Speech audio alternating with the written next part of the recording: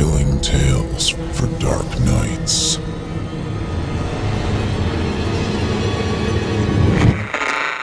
Want to make sure you never miss a Chilling Tales for Dark Nights video again? Be sure to subscribe and hit that bell to turn on notifications.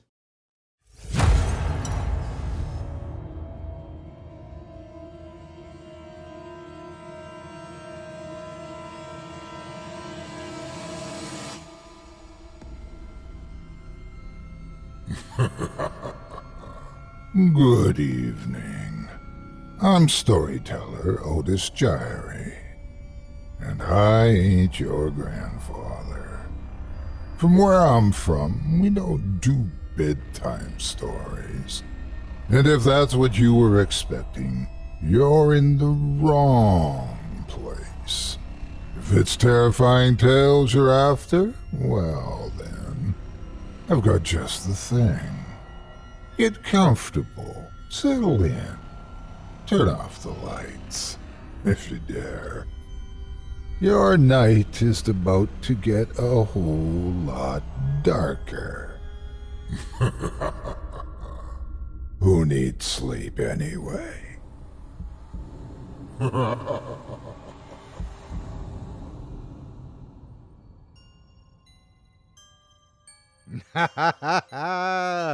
Good evening, you're listening to Scary Stories Told in the Dark. Welcome to Season 6, Episode 7. I'm your host, Otis Jiry. In tonight's episode, I'll be performing 4 stories for you about evil eateries, fearsome felines, villainous vehicles, and paranormal portents.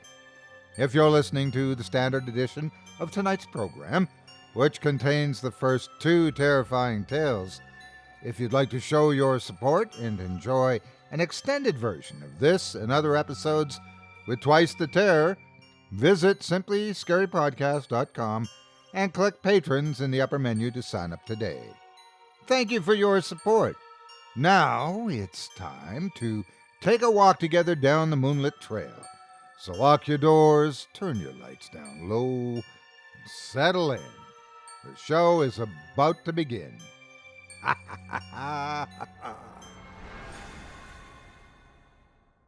Our first tale tonight from author Christopher Maxim takes us to Massachusetts, where our protagonist finds himself in a place that by all rights should not exist, and yet it does.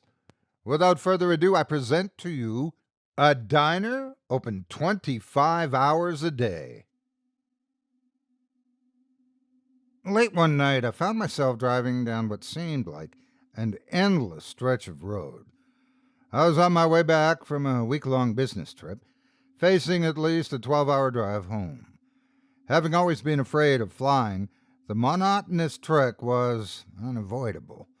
Though tedious and sometimes downright soul-crushing, I'd grown used to the lonely road trips back and forth from state to state.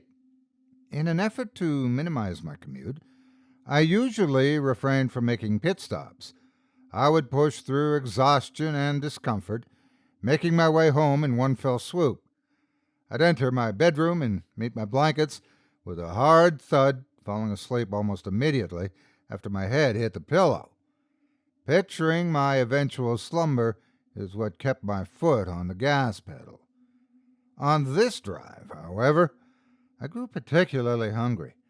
I tried to ignore the feeling, but this became increasingly difficult as the night went on. I found myself longing for sustenance, fantasizing about dreadful gas station food, anything that would placate my insatiable late-night hunger. I was between a rock and a hard place, as tightly squished as one could be. Unable to fight off the urge to eat any longer, I gave in to my stomach's groaning and got off the highway somewhere in Massachusetts. I'd been to the state on several occasions, but this time I was in unfamiliar territory. There were many trees, more than the average Capeside town. On top of that, there were no buildings in sight. Despite the lack of residential growth, I was sure I could sniff out a 7-Eleven and indulge in a microwave burrito or a slice of rubbery pizza. I drove on for what must have been 30 minutes or so. No gas stations, no fast food joints, and no buildings of any kind.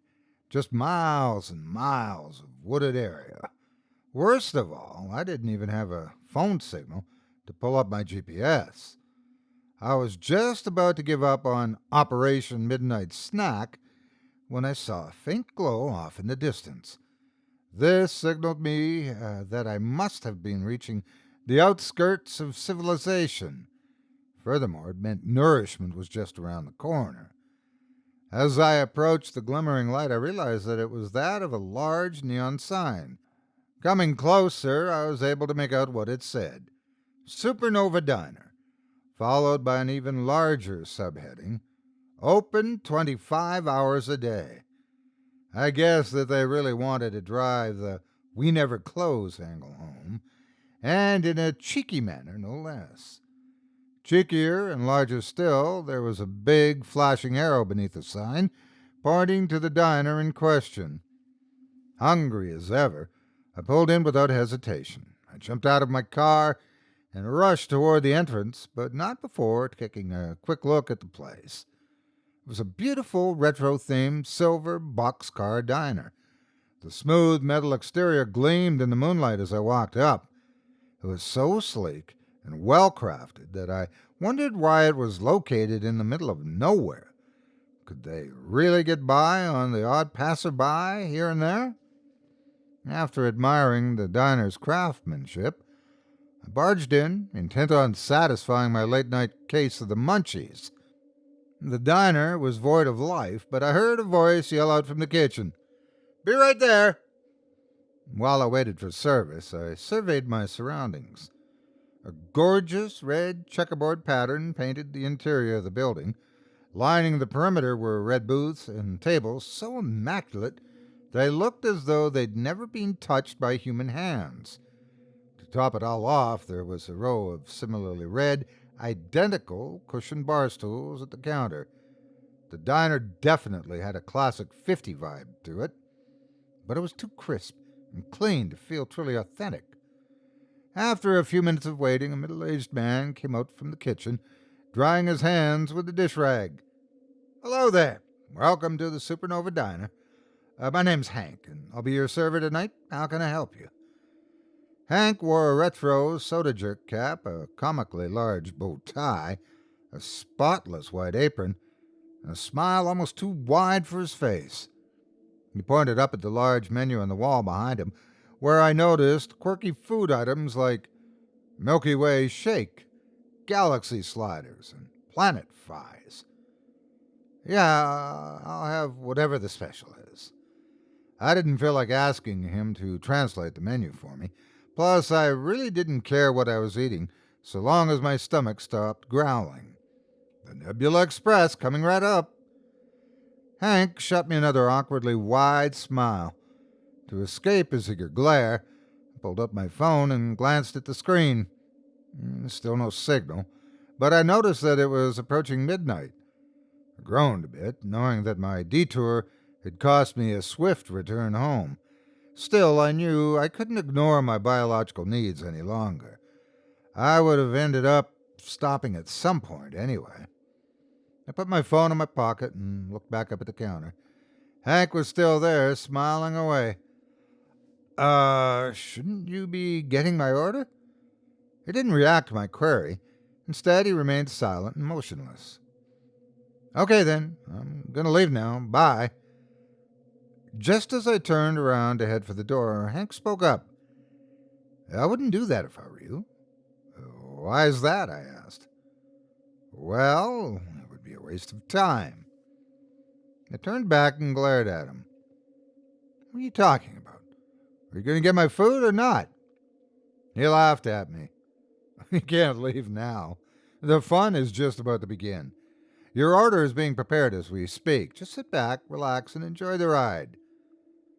Hank pulled out a stopwatch from his apron. The digital readout appeared to be counting backward from an hour. I didn't know if it was a restaurant gimmick or a strange prank at my expense, but either way, I was fed up. "Bye, Hank. It's been weird. Thanks for nothing." I turned around and continued marching toward the exit. As I did this, my jaw dropped. The door was gone. My eyes quickly darted from left to right, revealing to me that the windows had vanished as well. There was nothing but continuous wall on either side of me. Perplexed, I looked back at Hank. He chuckled to himself, then asked me a question. So, how do you like your meat? What? I asked, completely dazed. Your meat, how do you like it? Well done. I like it well done. Well done, huh? Well, I like my meat as red as possible. Little color does the body good. I looked at him, confused. Hank, where's the door? Well, let's just say it's temporarily unavailable. Anything else I can help you with? Yeah. What the hell's going on here? Well, there are a number of possibilities. I've outlined them here on the menu. Hank pointed up at the menu again, only this time the food items were gone. The letters had seemingly been rearranged to form bullet points, numbered 1 to 3. I read them aloud. 1. During your business trip, one of your colleagues slipped you some LSD as part of a half-hearted practical joke. What you are experiencing now is a product of the drug's potent hallucinogenic properties. I like that one, Hank said. Unlikely, but it's fun, wouldn't you say? I moved on to the next possibility. 2. You fell asleep at the wheel. This is merely a vivid dream that will continue until you inevitably crash your car and die on impact. Alternatively, you may have already crashed your car and lived, albeit barely. You're currently in a coma, and your sleeping mind has formed a narrative based on the hunger you felt before the accident. The diner is a metaphor for the coma itself, and you won't escape until you awaken, which may very well be never. Hank bore a look of concern. Well, a little morbid, I admit, but it's possible. I reluctantly looked at the last option. 3. Something supernatural is afoot.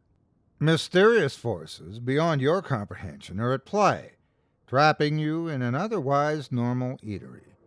These forces will not allow you to leave under any circumstances.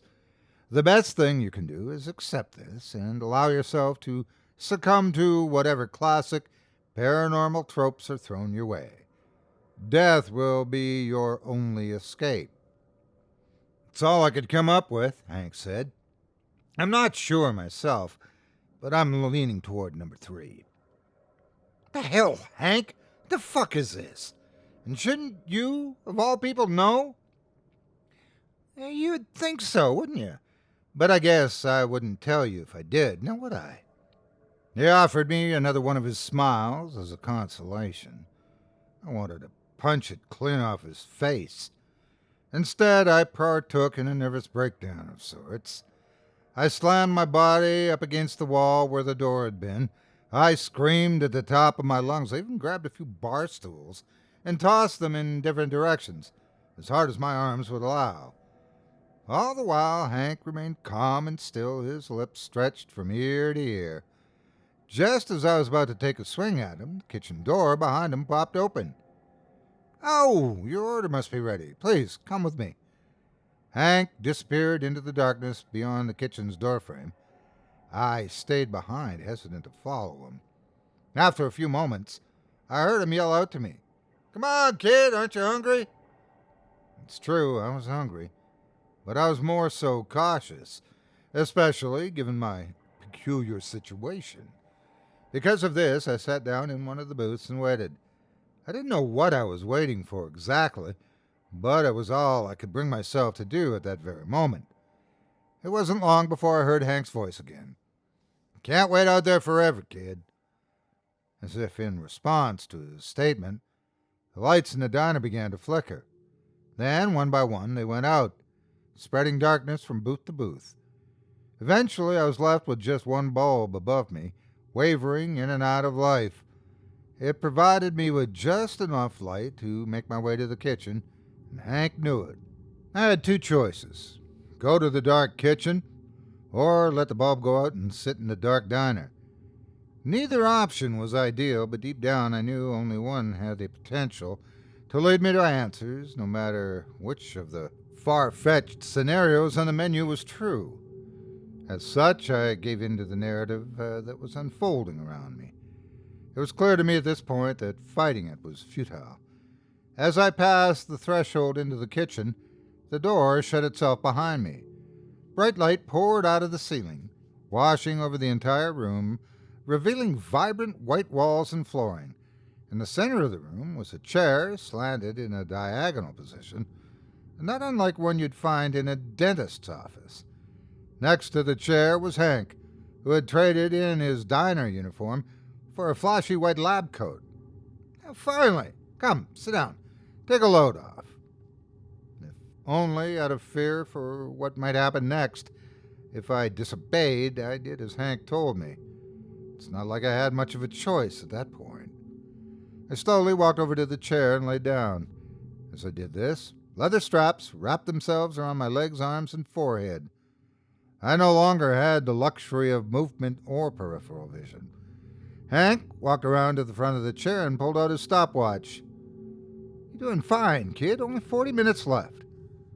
Without warning, 6 or 7 shadowy figures came rushing over from either side of me. They brought with them rolling carts filled with what looked like medical equipment and power tools. I tried to make out even a single face in the crowd, but I couldn't.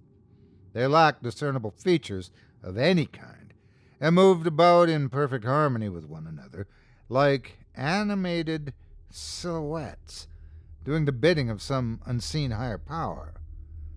Over the course of the next few minutes, the figures poked and prodded me, drew blood, took hair samples, inserted their utensils in places I'd rather not discuss. As much as I squirmed and screamed, none of them reacted, not even Hank. Feeling helpless, I eventually stopped struggling and simply braced myself for each needle that penetrated my skin. It made things a little more tolerable. After a while, the figures stopped. Instead of going away like I'd hoped they would, they traded their needles and test tubes for surgical scissors and began cutting my clothes off. This continued until I was completely naked. I tried talking to Hank, but he was too busy playing around with the samples that had been collected. Even if he did respond, no amount of encouragement could have prepared me for what happened next. Using nothing but scalpels and brute strength, the figures began cutting away at my skin. It was an absolutely horrific orchestra of deadly incisions, and one that continued until they peeled off every last bit of my epidermis. For one reason or another, I remained both alive and awake during the entire ordeal, though at the time I wished I could have died. The pain was excruciating and came in waves. Just when I thought I was going numb, another unbearable, sharp, throbbing sensation would overtake my entire body. I never felt anything like it before. By the end of it, my ears were ringing from the volume of my own screams. "There's that collar!" Hank exclaimed, gazing at the bloody mess that I'd become. "Why are you doing this?" I yelled. "I'm not doing anything, kid. I'm just here to observe. Relax. Only 27 minutes left." I would have argued with him further, but the figures grabbed the power tools and started tearing through my muscle tissue. The buzzing sound of saws filled the room, drowning out my cries of agony. Through blood-soaked eyes, I could see Hank mouthing the words, "Tick-tock, tick-tock," over and over again. I watched him mock me until the buzzing stopped and the next stage of torture commenced. I never wanted to see my organs. I never wanted to see my bone. I could have gone my whole life without knowing what they looked like. Now I can't get the image out of my head. I'm afraid I never will. After successfully ripping apart my skin and muscles, the shadowy demons took hammers to my insides, smashing up my spleen, stomach, liver, kidneys, and lungs. They broke through the brittle white ivory that made up my skeleton, making sure to leave no bone unturned. They even destroyed my skull and scooped my brain matter into jars. After all was said and done, They cleaned up my remains like fallen hair in a barber shop and swiftly left the room. You're probably wondering how I lived. I am not entirely sure. They stripped away every physical aspect of my being, but I was still there, this sort of bubble of floating consciousness. I could still see and hear, but I was without a material body. As jarring as this realization was, I was just happy to no longer be in pain. I didn't realize it, but Hank was still in the room. He walked over to me and leaned in real close, stopwatch in hand. See? No, that wasn't so bad, was it? And looky here, you've only got 18 minutes left. How will you spend them? What things will you see? We had our fun, now it's your turn. Hank turned around and walked out of the kitchen door, leaving me alone in the White Room. Within an instant, things began to change around me. The walls, floor, and ceiling faded, revealing an array of distant stars behind them. I somehow went from being in a diner on planet Earth to floating around in the vacuum of space within mere moments. Within seconds of the room completely fading from view, I was unwillingly hurled through the universe at light speed. Everything around me blurred and my bodiless soul spun around uncontrollably. If I still had a stomach, it would have been turning. I'll never forget what I experienced in the coming moments, but I'll never fully remember it either. Even now, I only have access to bits and pieces of what happened. Perhaps the extreme velocity in which I traveled somehow damaged the fragile fabric of my memory, rendering me unable to retain the information I was presented with. Or maybe my feeble mind just couldn't process the imagery. Who knows? In truth, I can only tell you what I felt. That will never go away.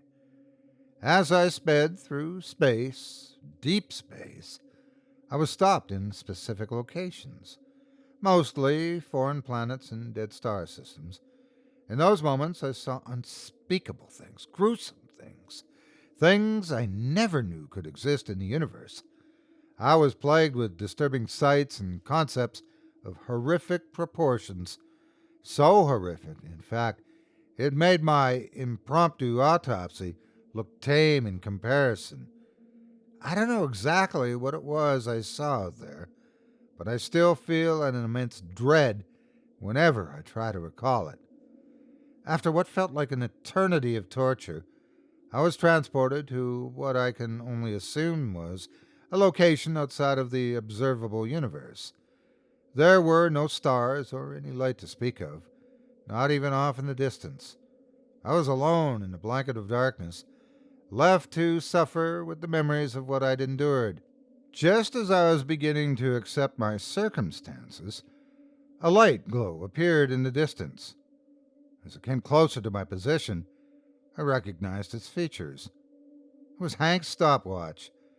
The readout was approaching 0. 10, 9, 8. I started to feel weary, almost like I was falling into a deep sleep. I wondered if that was even possible in my current state. 7, 6, 5. Like a projected movie, the past hour of my life appeared on the black canvas of space behind the stopwatch. It played in reverse at a high speed, like a VHS tape stuck on rewind. 4, 3, 2.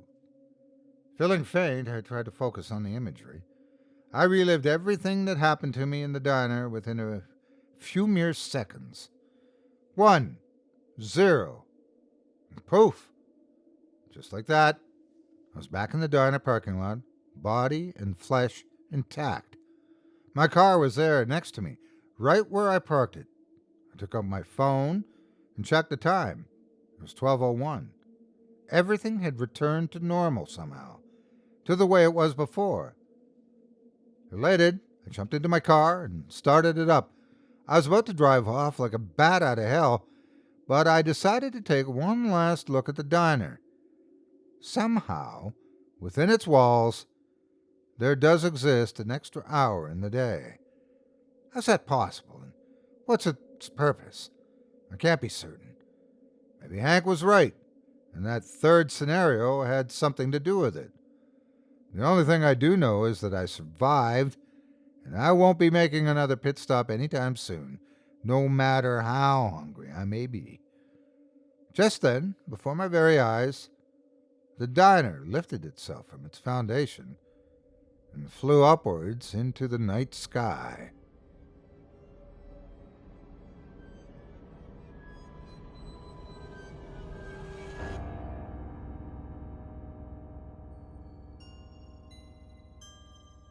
I hope you enjoyed A Diner Open 25 Hours a Day by author Christopher Maxim. If you enjoyed the tale you've just heard, I'd like to ask you to consider helping the author out during a difficult time in his life. On our last 2 episodes, we featured a total of 8 of Christopher Maxim's tales, generously provided for our entertainment, and put out a call for assistance. Chris has unfortunately been hit hard, both financially and physically, by the coronavirus pandemic. He suffers from a high-risk health condition that's left him immunocompromised and quarantined indefinitely. Coupled with serious issues collecting unemployment, Chris has found it difficult to make ends meet, let alone afford the treatment he needs to improve his health. So I'd like to ask you, after hearing his tale tonight, to consider helping him via either a direct donation or by purchasing his books on Amazon.com. Every little bit helps and would mean a lot to all of us. We've set up an author profile for Chris on our website at simplyscarypodcast.com/Maxim, spelled Maxim. On that page, you'll find links to Chris's Amazon page, as well as an assortment of his featured books. You'll also find a donation link that will allow you to show your appreciation by contributing a few dollars to him directly. Just look for the donation link on his social media links at the top of the page. You can also use the page to contact Chris if you'd like to ask about other ways to help. From Chris, me, and everyone on our team, thanks for your support of the writers that help make this show possible. Up next, we've got another tale of terror, this one from author Ryan Peacock. In it, we'll meet a gentleman who's introduced to the most beautiful woman he's ever met. Fortunately for him, she's got a wild side, a really wild side. Without further ado, I present to you Kimi.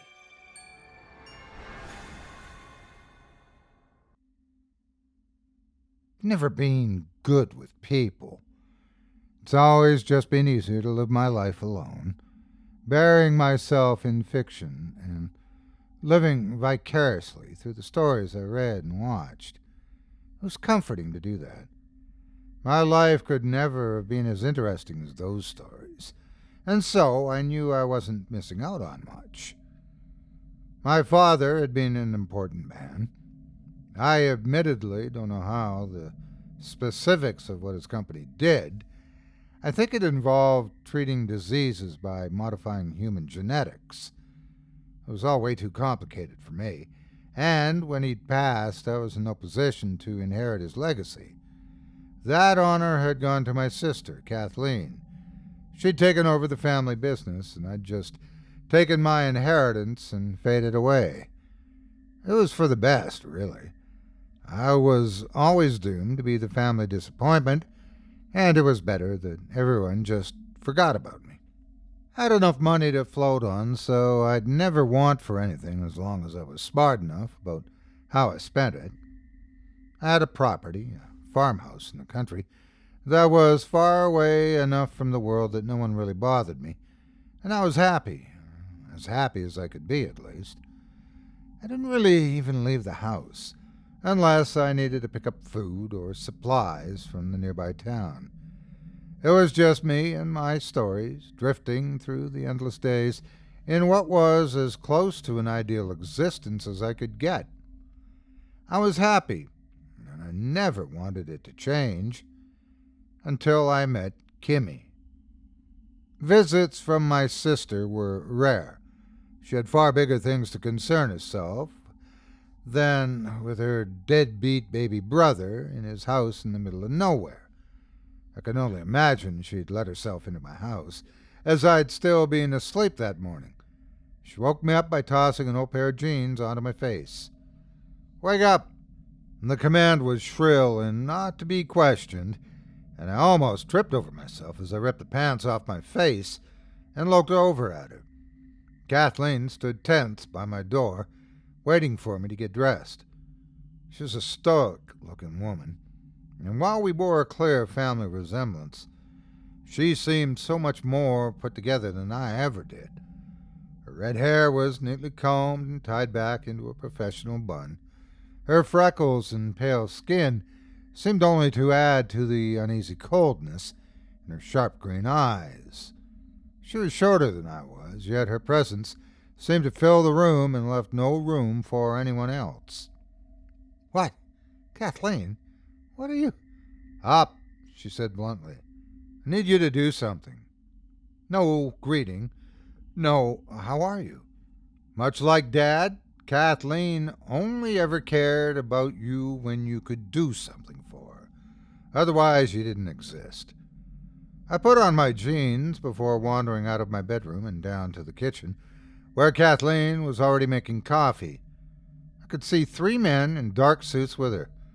I wasn't sure if they were her security team or something else. "What's going on?" I murmured. I watched as my sister poured a cup for herself. She added nothing before she took a sip and glared at me. "I need you to do something for me," was her reply. "Sit." She gestured to a nearby seat as if I was a dog, and I knew better than to argue with her. I pulled up a chair and watched as Kathleen rubbed her temples and sat down. I didn't ask any questions. I waited for her to start talking. I knew she wouldn't have bothered with me unless she truly had no other choice. "There's been a setback in one of our projects," she said after taking another sip of coffee. "Something we've been cooking up for a private client. You could call it a genetic experiment. Either way, it's not something that officially exists according to our books, and it would look very bad on us if anyone found out about it." "Genetic experiment?" I asked. "Like a cure for cancer or something?" "Yes and no," Kathleen said. She hesitated a moment before she continued. "Dad had branched the company out into other avenues. Once you start playing with genomes, the possibilities are endless. After that, all it really takes is someone asking if something is possible. One of our technicians wanted to run an experiment. Why Dad approved is beyond me, but they saw results, so I allowed it to continue to function as we looked into developing practical applications. I was thinking along the lines of human limb regeneration, cures for illnesses. The problem is, what our technician did is..." She paused. "Let's say it exists in a legal and ethical gray area. It may bring up some questions that would be difficult to answer, and right now, the last thing our father's company needs is an ethical controversy." "What exactly did you do?" I asked. Kathleen bit her lip. It was the first time I'd ever seen her look out of control of a situation, ever since we were kids. "You'll see. To get to the point of the matter, I need you to keep the assets I've brought here close by, and keep them secret. We brought several hard drives containing notes on the project. Don't touch them. We had to purge any mention of the project from our databases, and those are the last copies. You'll also have a guest of sorts for the foreseeable future." "A guest?" I asked. "Wait, Kathleen, what?" "The decision is made, Lawrence. You've been living off Dad's money for 6 years now. I'm asking you to give something back, and what I'm asking isn't even that difficult. The girl does not leave this farmhouse. You can guarantee that, can't you?" "Girl?" "Lawrence, can you guarantee that the girl will not leave?" "Yes. I finally said. Despite my confusion on what exactly was going on, that much was clear.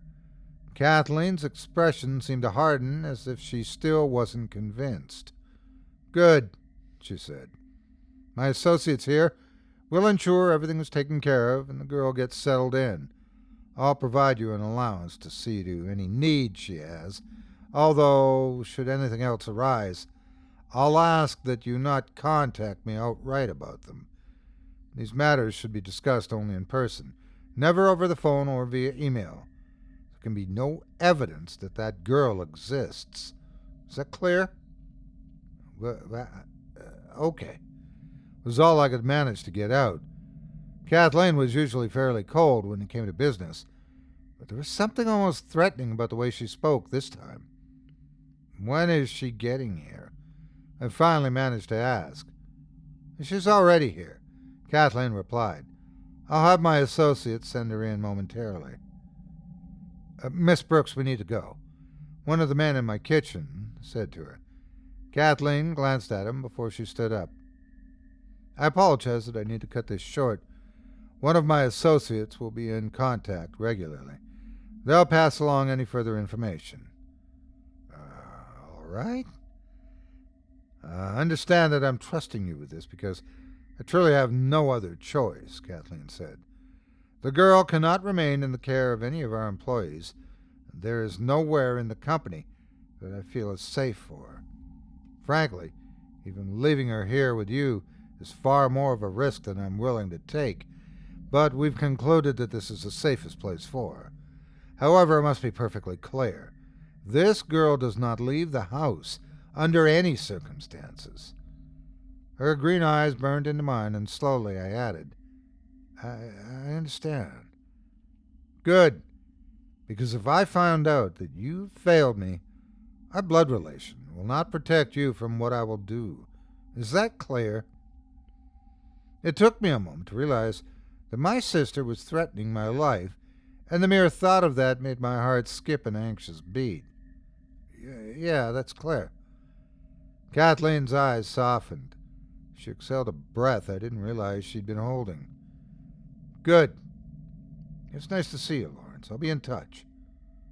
She sounded anything but sincere as she turned away and made for the door. She left without a further word. "Stay seated, please," said one of the men she'd left behind. He had serious brown eyes and a crew cut. "We'll be bringing the girl in momentarily. I hope you don't mind, but we have some men downstairs who've been setting up a living room space for her in the basement." "Yeah, okay." I still didn't know just what to make of any of this, and still didn't feel arguing or making some comment that would do me any favors. I just sat at my kitchen table and let the men around me do their work, keeping quiet and simply watching. A few unmarked steel boxes were brought into my basement by other men in suits, and it seemed like almost an hour before my soon-to-be co-occupant was brought in. I wasn't sure what I expected, but at a glance she seemed human enough. She was short, about 5 feet tall, and very slender. From what clothes she wore, I could make out a lean but muscular physique. A dark bag had been pulled over her head, and her hands were cuffed in front of her via zip ties. One of the men pushed her down into the seat across from me and kept a hand on her shoulder. He didn't say a word to me, and a stoic silence didn't exactly do much to set me at ease. "Her living quarters are set up. We're clearing out," another man said as he came upstairs. "Affirmative. Move everyone out." "I'll brief Mr. Brooks about the subject," said the man who'd brought her in, his eyes fixated on me now. Miss Brooks was quite clear when she said the subject should not leave the house. "We'll be monitoring you to ensure that she does not, and this has been communicated to the subject as well." I understand," I said softly. "Good. Her diet is primarily carnivorous. She's shown a preference for fish. However, most meats will suffice. Her food should be cooked. Her digestive system cannot properly process alcohol, chocolate, or caffeine, so we would ask that you do not attempt to feed those to her. If she does consume them, there's a risk that she may become sick. She seems to process dairy just fine, but limit the amount of it you allow her to consume. She's aware of her dietary restrictions, and it's not likely to ask for anything she knows she cannot safely ingest. All right, I said, giving a half nod. I looked over at the subject across from me, still not entirely sure what to make of her. The subject is autonomous. She can govern and entertain herself without much input, and should not rely on you to directly feed her. This is primarily a reference. In the basement, you'll find a box full of computer equipment. Please do not touch any of it, although on top of the box, you'll find handwritten notes on the care of the subject should you need to consult them. Again, I nodded. Do you have any further questions? The man asked. I don't think so. He stared at me for a moment before reaching into his pocket to take out a knife. We'll be in touch, Mr. Brooks. He cut the zip ties around the subject's wrist before he turned to leave. She sat patiently in the seat across from me as the door to my little farmhouse closed, and we were left completely alone. I sat still for a few moments, not sure what to do or how to react. Finally, I spoke to the girl across from me. Hello? Her head cocked slightly beneath the hood. I could tell she was listening to me. Hello? Her voice was small and high-pitched, almost childlike, but there was clearly anxiety there. She was probably just as scared as I was. Had all of this been thrown on her so suddenly as well? I caught myself recoiling slightly when she spoke and staring at the bag on her head. Can I take this off? She asked in that same meek voice. Yeah, of course, let me. She probably could have managed it herself, but it felt right to try and help her. I stood and approached her, reaching for the bag to remove it. The material felt smooth in my hand as I pulled it off her head. I wasn't sure just what to expect, yet I'd never have anticipated what I saw beneath that hood.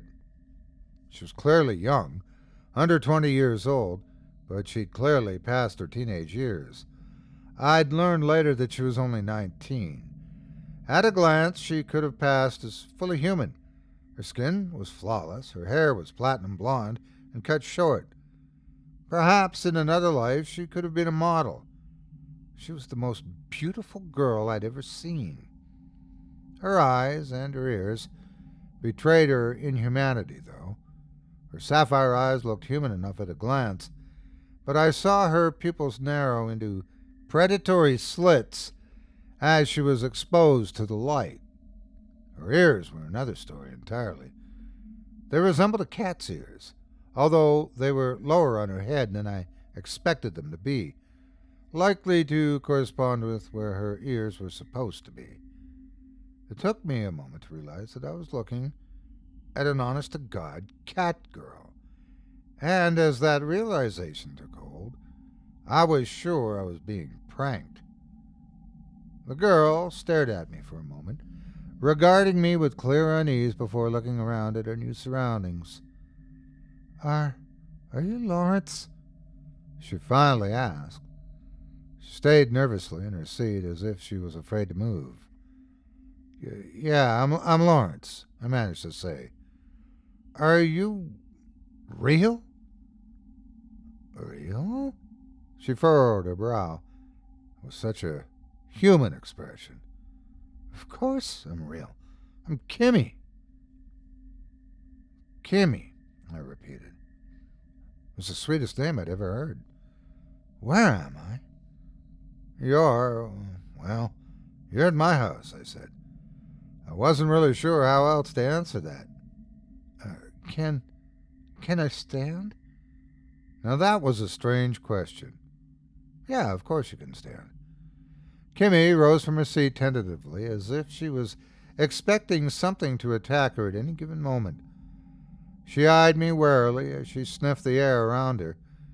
In one quick movement, she was over by the window, looking out at the field around her. Her eyes were wide as she drank it all in. She glanced at me periodically before looking around the house once more. I watched as a small white tail worked its way up and out of Kimi's pant leg where she'd hidden it. It swayed around as if she was finally able to stretch it. All I could do was awkwardly stare at her. I wasn't entirely sure I wasn't dreaming as Kimi stared out the window. She was beautiful, more beautiful than any other woman I'd seen before. Is that the sky? It was such an odd question to hear that it took me completely off guard. You've never seen the sky before? She glanced at me, and then sheepishly shook her head. No. Dr. Smith said I wasn't supposed to leave the lab. He said it wasn't safe outside. Miss Brooks told me I was supposed to stay in here, too. Dr. Smith? Lab? This was all too much information to process, as was the fact I was looking at a literal cat girl. What the fuck was Kathleen doing with Dad's company? Had she seriously grown some sort of human hybrid in a lab? No wonder she wanted to hide this. Even if I knew nothing about the company, I knew that this was probably unethical.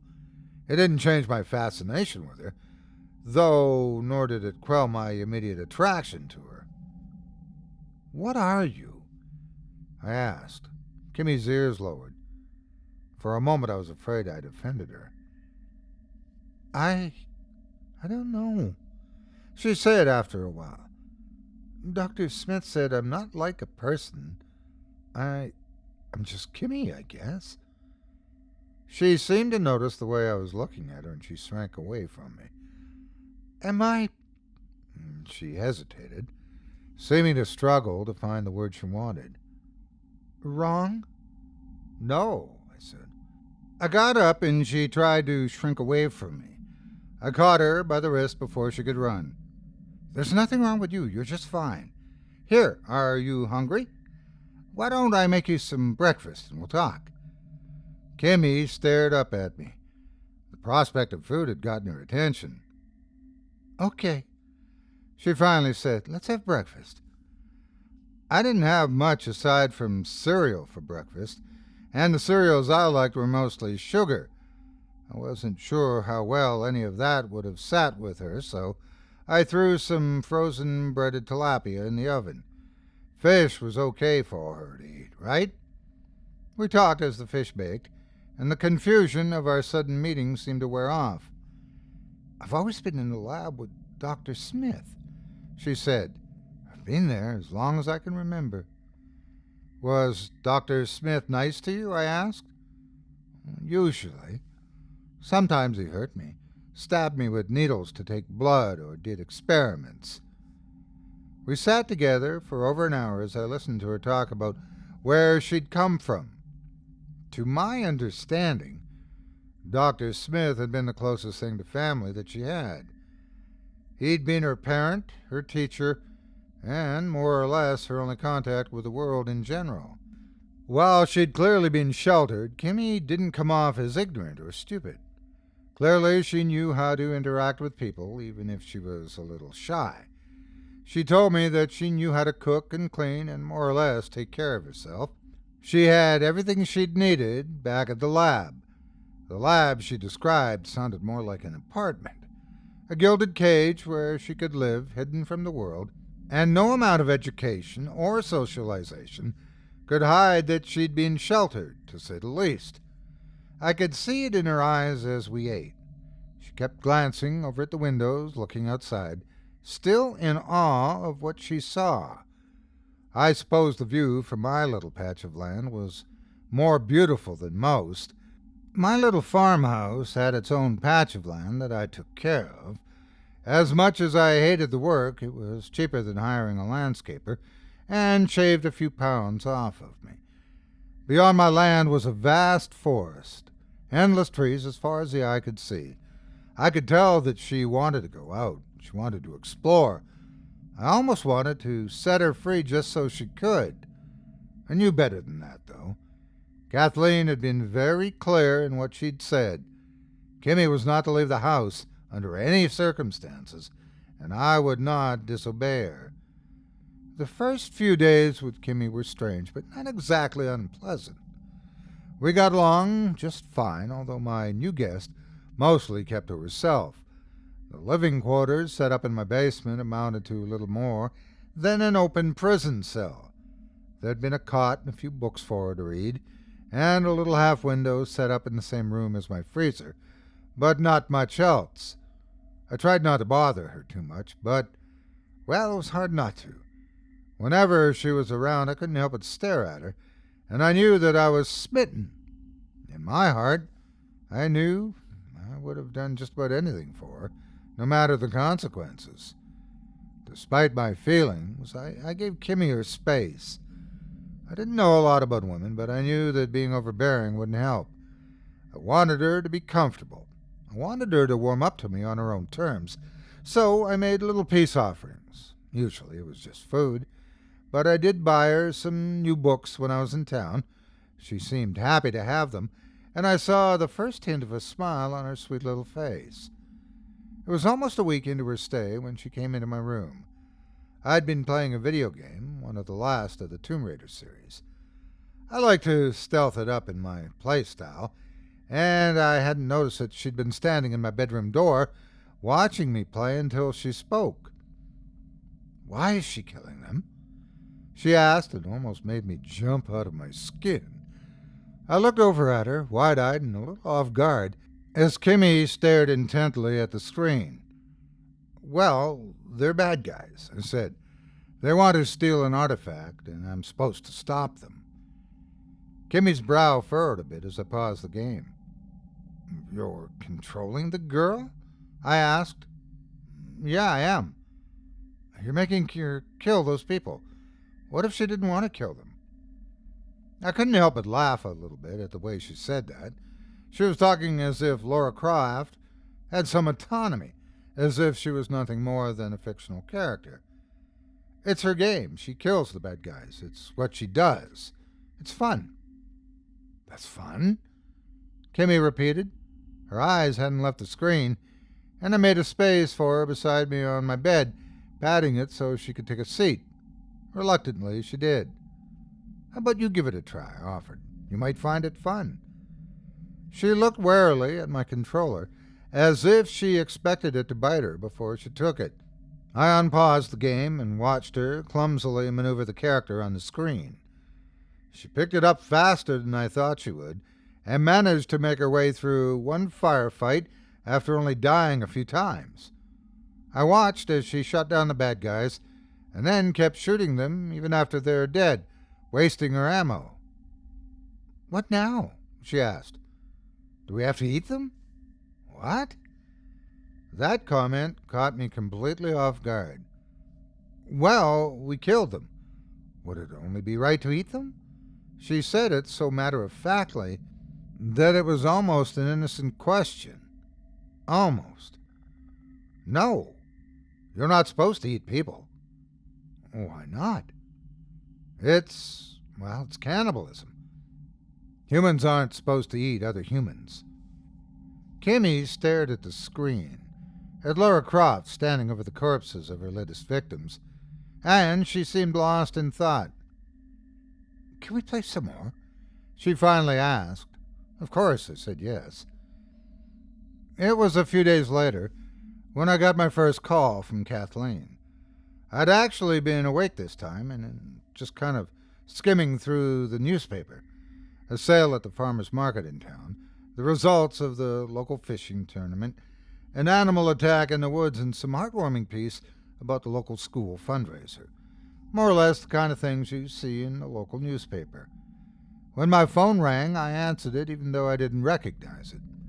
I can't say whether I was surprised or not to hear Kathleen's voice. This wasn't her usual phone number, but if things were as bad as she said they were, I suppose I'd understand why she'd call me from a burner or something like that. How are things with the girl? Straight to business, as usual. She's fine, staying inside and reading mostly. I replied, Good. I'm sorry I had to dump her on you at the last minute. I wish I could say how long it'll be. Things are pretty hectic right now. An apology from Kathleen. It must have been worse than I thought. It's fine, we're getting along great, I said. She's nice. Kathleen paused for a moment, as if she was unpacking everything I said, looking for some sort of subtext, as if she didn't quite trust me. Can I speak with the girl? She finally asked. Yeah. She's downstairs. I'll go get her. I stood up and took the phone to the basement. Kimi was on her cot, curled into an adorable little ball and fast asleep. She slept often, but was also a light sleeper. Her eyes opened just a crack as she heard me coming, and her ears twitched lazily. It's Miss Brooks, I said as I offered her the phone. Kimi took it without comment. Watching her use a phone was, well, interesting. She couldn't exactly press it to her ear like a normal person. She needed to position it a little awkwardly. Hello, Miss Brooks, she said before yawning the cutest little yawn. A slight gust of wind rustled her hair, and the beauty of that little movement tore me away from my thoughts. I looked up at her half-small window up near the ceiling. It was open. I looked at it and then back at Kimi, who barely seemed to notice me as she talked to my sister. I'm okay. He's nice to me. Even lets me play his games. Tomb Raider, I think. One with a girl in it. I could almost hear Kathleen's sigh of exasperation. I was sure I would eventually get an earful about corrupting her dear cat girl with video games, but I couldn't have cared less in that moment. I just waited for Kimi to say her goodbyes and hang up before she offered the phone back to me. You weren't outside, were you? The one question that had been on my mind was finally blurted out. Kimi's ears twitched as she looked at me. No, I'm not allowed outside, right? I just wanted to open the window. I wanted to know what a breeze felt like. Oh, God, how could I have doubted her? The way she said that made my heart melt. Of course she hadn't tried to go outside. She was smarter than that. All right, sorry to get on your case. You have to look after me. Kimi finished. I nodded. Yeah, I do.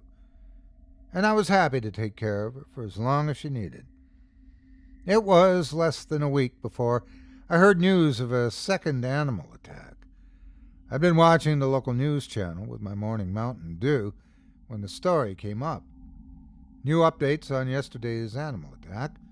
The anchor said on the screen, local law enforcement has identified the victim as Raymond Masters, who is believed to have been attacked while out hiking yesterday evening. Police say the injuries are consistent with a puma and are advising hikers to take extra precautions while out on the trails. The news was nothing special. Animal attacks were just another fact of life when you're so close to nature. A picture popped up on the screen that very quickly caught my attention, though. I'd seen him before. The man in the image had serious brown eyes and a crew cut, although he looked less imposing in the picture, where he was fishing on a boat than he had when he'd been in my house a few weeks ago, introducing me to my new house guest. Somehow, I doubted he'd just been another random hiker. Immediately I thought about Kimi. The news said the attack was similar to that of a puma. Kimi couldn't attack like that, could she? She didn't exactly have claws, not that I'd seen. I noticed that her teeth seemed a little sharper than a normal human's, but she wasn't capable of killing someone, was she? I found myself struggling to answer that question.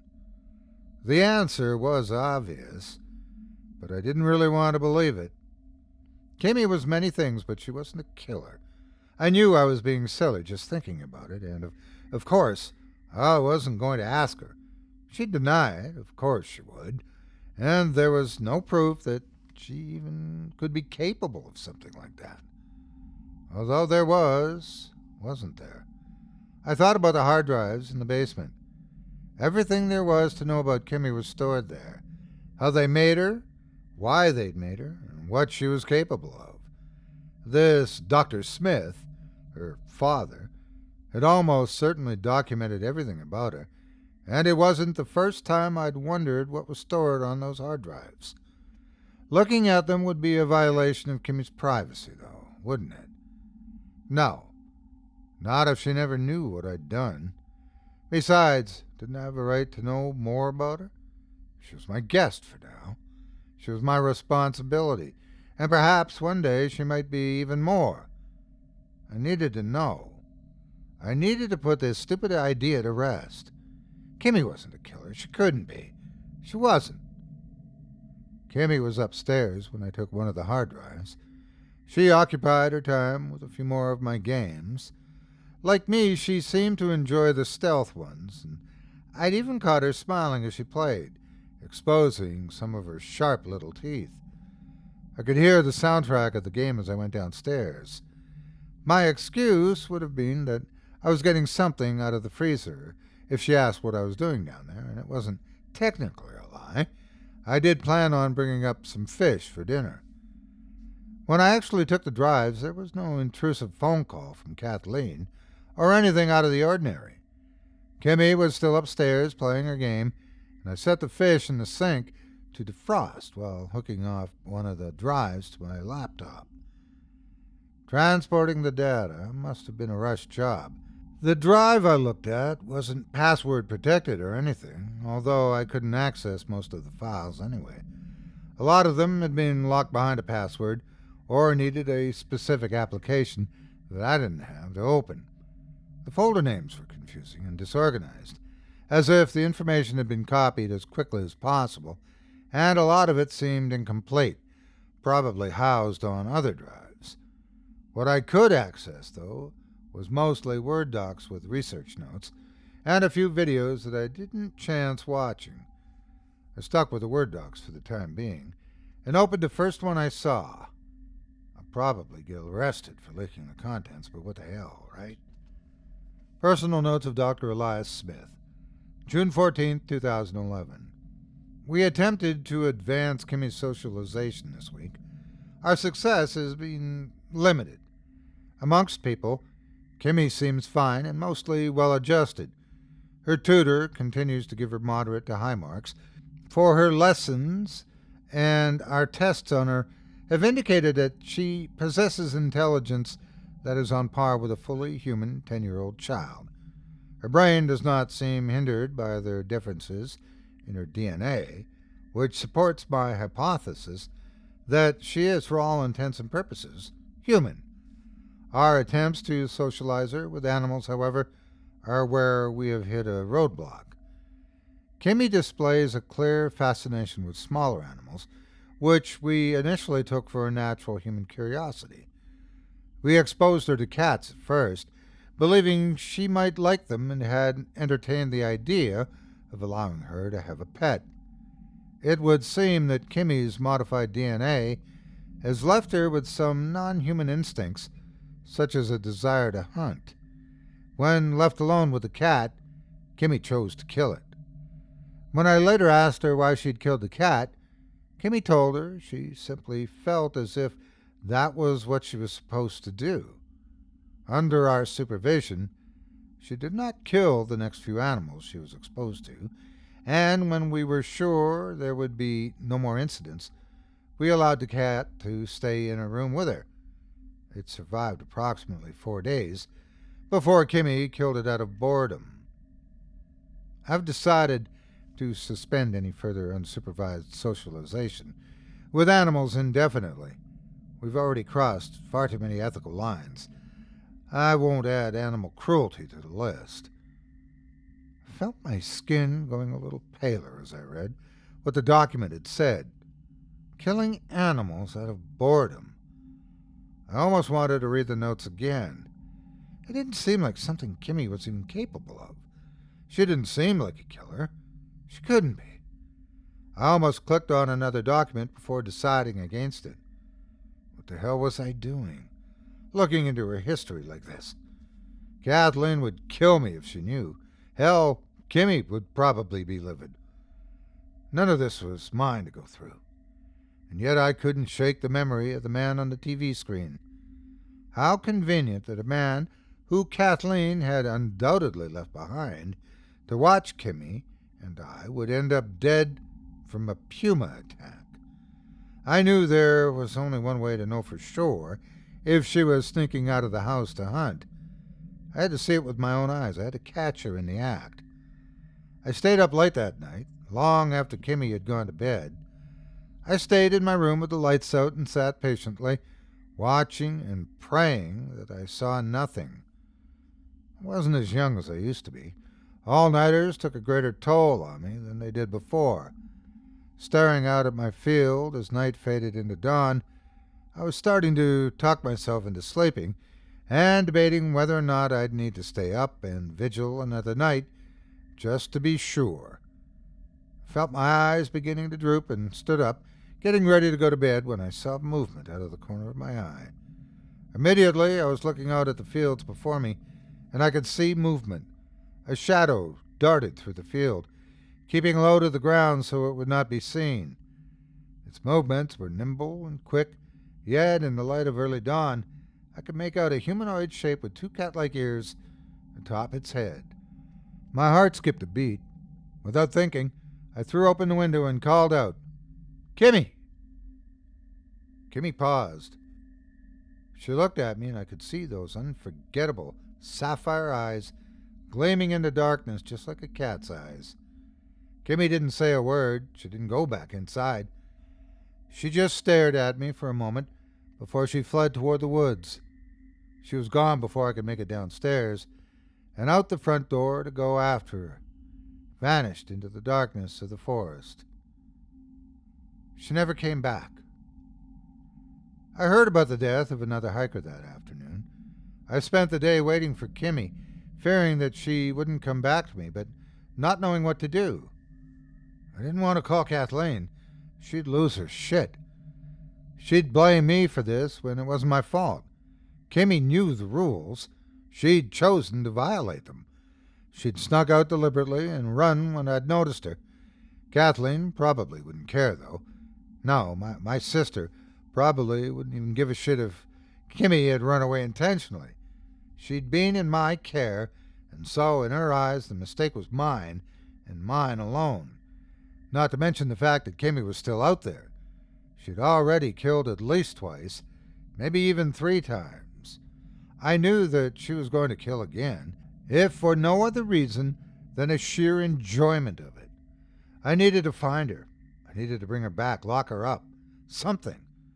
Then I'd call Kathleen, when I had the situation under control. It was late afternoon when I left the house to look for Kimi. I walked quietly toward the woods. I almost wished I had a gun or something to defend myself, just in case. Kimi probably wouldn't attack me.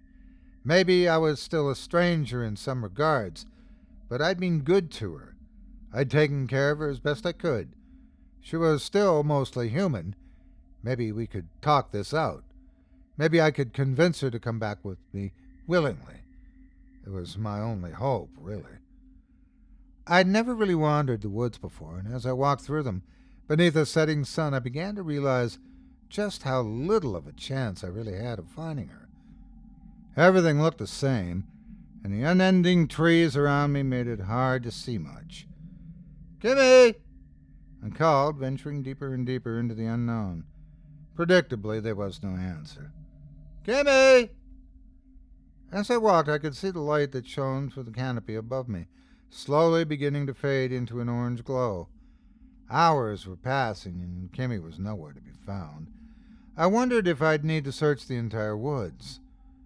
I needed to call Kathleen for help with that, and I'd have to face her wrath with nothing to show for it. The thought of turning back had crossed my mind, but truthfully, I wasn't even sure if I could reliably find my way back home anymore. Like I said, I wasn't used to hiking in the woods, and I hadn't exactly planned my little excursion well. Kimi!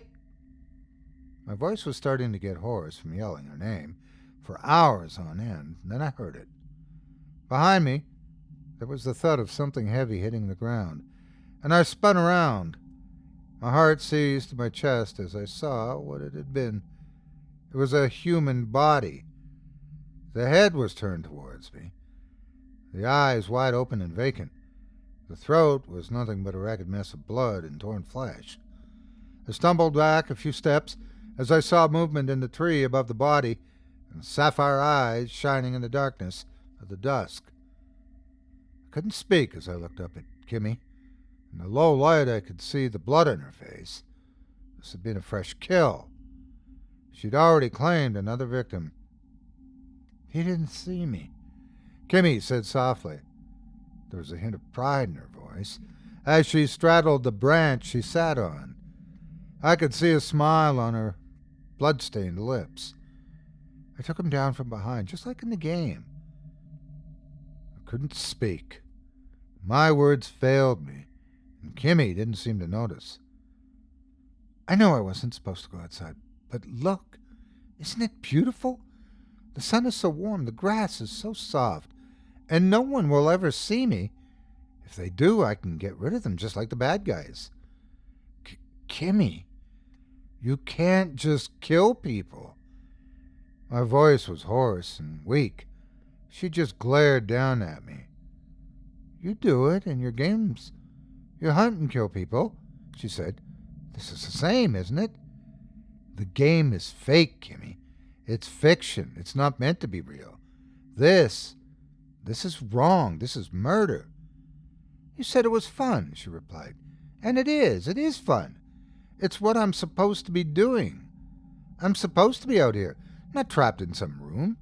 There's so much to see, so much to experience, and the meat, it's never been so fresh. My stomach turned. We killed them. Wouldn't it only be right to eat them? She'd asked me once. I remembered the cat from the report I read, the one she'd try to eat. I couldn't look at the body. I couldn't check and see what she'd done to it. You're eating them, I said softly, my voice weak and horrified.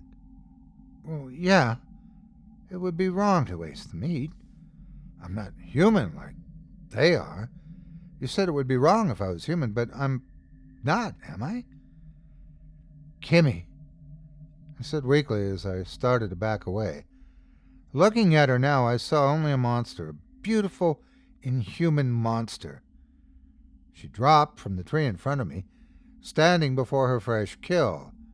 She smiled confidently, the sincere, beautiful grin of a girl who found her place in the world, a place as an apex predator. This is where I belong, she said. I can feel it. I should be out here, in the world. You should be in your lab. The words erupted out of me, angry and thoughtless. Kimi's eyes narrowed. My lab? She asked.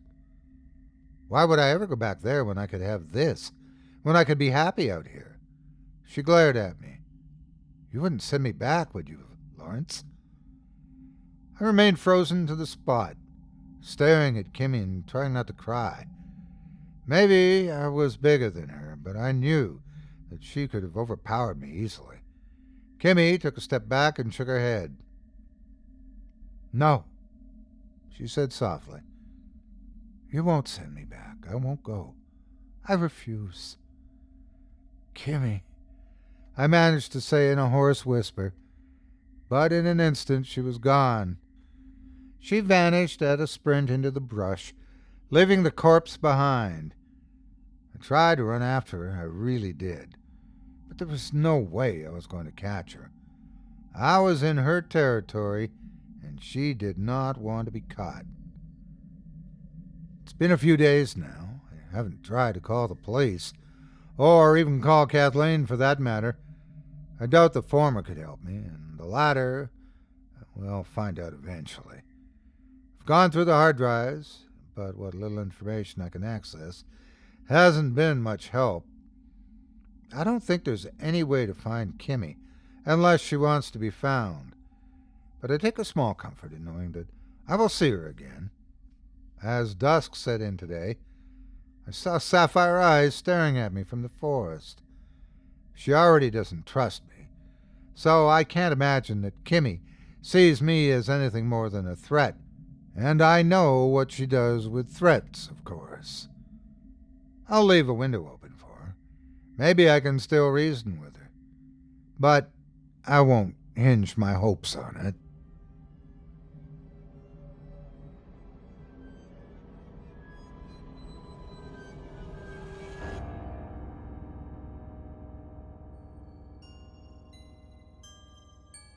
I hope you enjoyed Kimi by author Ryan Peacock. I'd like to personally thank you for joining me for this episode of Scary Stories Told in the Dark.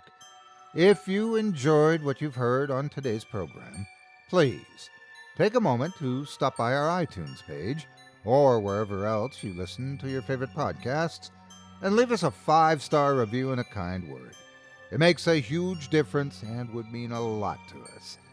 If you'd like to hear a premium extended edition of tonight's and all of our other podcasts featuring twice the terror, visit simplyscarypodcast.com today and click the Patrons link in the menu at the top of the screen.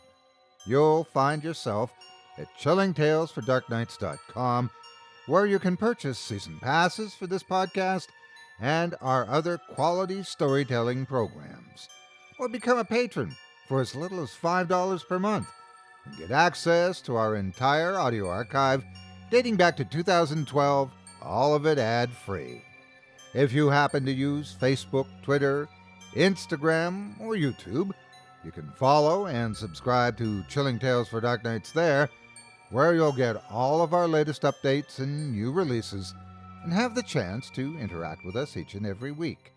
You can subscribe to me on YouTube as well, at the Otis Jiry channel, where you'll find releases of my series, Horror Storytime, dating back to 2014. You can find me on Facebook, Twitter, and Instagram too.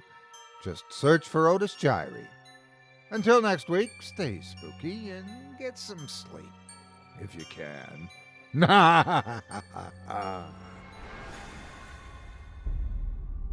Thanks for listening. You've been listening to Scary Stories Told in the Dark, a production of Chilling Entertainment and the creative team at Chilling Tales for Dark Nights, and a proud member of the Simply Scary Podcasts network. Visit simplyscarypodcast.com today to learn more about our network and our other amazing storytelling programs. Tonight's program was hosted and its featured stories performed by yours truly, Otis Jiry. Selected stories have been adapted with the kind permission of their respective authors. Original music provided by Luke Hodgkinson and Jesse Cornett. Sound design and final mixing and mastering provided by executive producer and director Craig Groshek. Program's artwork and logo by David Romero. If you're looking for some fresh tales on a daily basis while waiting for the next podcast, check out my YouTube channel, the Otis Jiry channel, and my extensive collection of narrated tales there. Simply search on YouTube by my name, and you'll find me. And don't forget to subscribe and press the bell notification icon to get my latest releases. Got a scary tale of your own that you'd like performed? I take submissions. Email it to me today at otis@simplyscarypodcast.com to have your terrifying tome considered for production in a future episode of this show. That's OTIS@simplyscarypodcast.com. If you've enjoyed what you heard on tonight's program and are joining us on your favorite podcast app, subscribe to us to be sure you never miss an episode, and leave a 5-star review and a comment. Your feedback means a lot to me. You can also follow Chilling Tales for Dark Nights and yours truly on Facebook to connect anytime and get the latest updates on this and other programs and my channel. If you're listening on the Chilling Tales for Dark Nights YouTube channel, do us a favor and hit the subscribe button and the bell notification icon for ctfdn as well to get more spooky tales from me and the crew and another episode of this program each and every Wednesday. And don't forget to hit that thumbs up button to tell us how we're doing and leave a kind word or a request. And don't forget to visit us at chillingtalesfordarknights.com and consider supporting the team by becoming a patron. In addition to helping us out, you'll get exclusive access to our audio archive and ad-free downloads of all your favorite stories, including those you've heard on this program. As for me, I'll be back next Wednesday with more terrifying tales to keep you up all night. But that's all right. Who needs sleep anyway?